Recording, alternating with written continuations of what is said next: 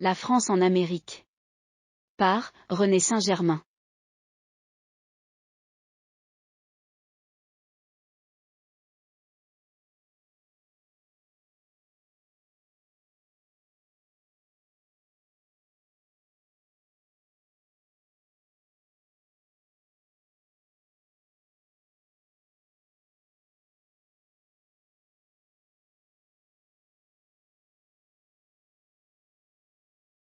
L'exploration de l'Amérique du Nord-Est.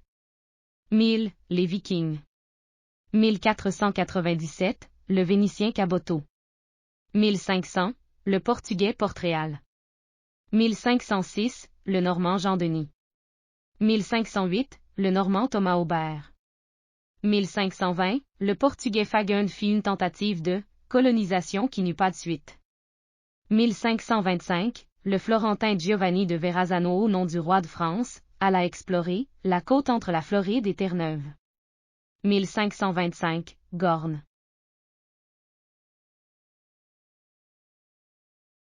Lorsque les Européens vinrent au Canada pour la première fois. Le territoire actuel du Québec devait être occupé par environ 40 000 Amérindiens. On y retrouvait un habitant par 40 km², sans doute la plus faible de tout le Nouveau Monde. 5 000 Iroquois occupaient les rives du fleuve Saint-Laurent. Les premiers contacts des Autochtones avec les Européens remonteraient au début du XVIe siècle.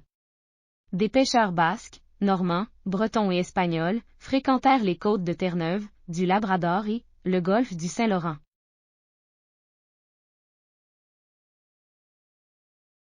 Seize années après le voyage de Christophe Colomb, Thomas Aubert participe en 1508 à une expédition de pêche dans la région de Terre-Neuve. Il va ramener quelques Amérindiens en France.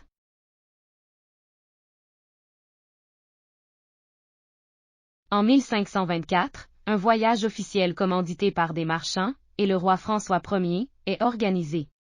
Ceux-ci font confiance au navigateur italien Verrazzano. Pour cette expédition, il va longer la côte atlantique entre la Virginie et la Nouvelle-Écosse.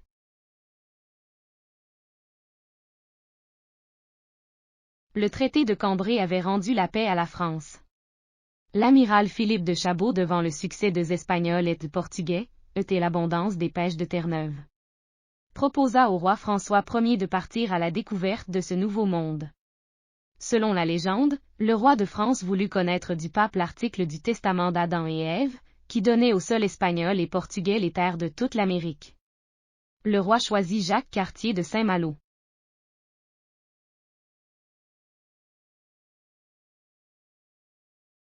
Premier voyage de Cartier.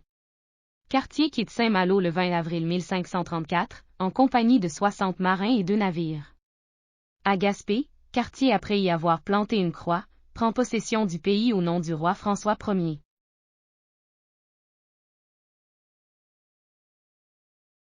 « 1536. Deuxième voyage de Cartier.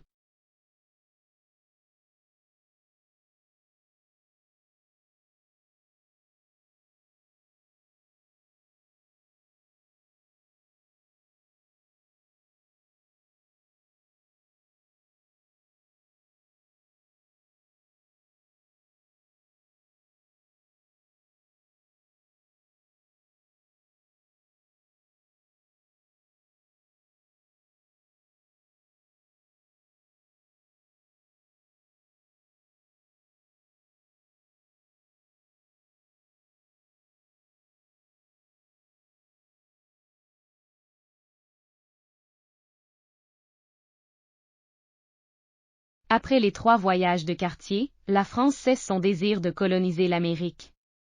Cependant, les pêcheurs bretons et basques continuent de venir pêcher la morue et faire la chasse aux baleines. On en profite pour commercer avec les Amérindiens. Il faudra attendre l'an 1555 pour que la France s'intéresse à nouveau à l'Amérique. 1555, Brésil. 1562, Floride. 1598, Canada, île de Sable. En 1555, Nicolas Durand de Villagagnon établit au Brésil une colonie dans la baie de Guanabara près de la ville de Rio de Janeiro. Cette colonie fut nommée France-Antarctique. Cependant en 1567, les Portugais détruisirent cette colonie. Une autre colonie française nommée du nom de France équinoxiale, fut fondée en 1612 près de la ville d'Exaú-Luís, au nord du Brésil qui fut également détruite par les Portugais.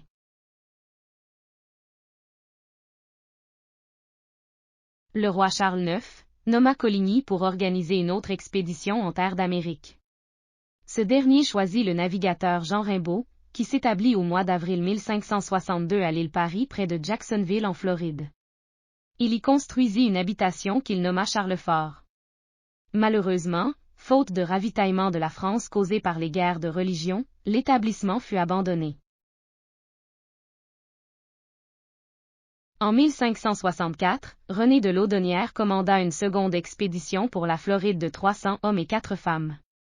Ils y construisèrent le fort Caroline. Celle-ci fut ravitaillée par le capitaine John Hawking, puis par Jean Rimbau transportant 600 personnes, des vivres et des armes. En 1565, l'Espagnol Médandais, à la tête de 500 soldats remporta la victoire contre les Français et les chassa de Floride.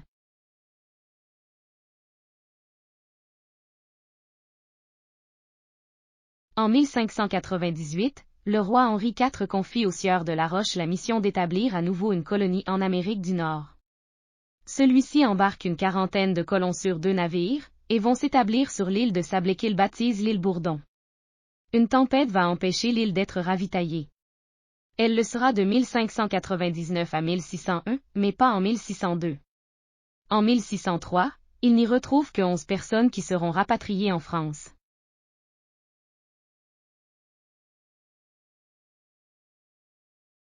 Suite à la mort en 1603 de Pierre de Chauvin de Tontuy, le roi Henri IV nomme Pierre Dugas-Desmonts lieutenant général en Amérique septentrionale et lui accorde le monopole de la traite des fourrures. En 1604, le sieur de Mons fait équiper 2 navires. La bonne renommée et le don de Dieu qui vont transporter en Acadie une centaine de colons. Jean de Poutrincourt accompagne l'expédition ainsi que Samuel de Champlain qui participe en tant que géographe, explorateur et cartographe. L'expédition explore la baie française, puis tout s'installe sur l'île Sainte-Croix.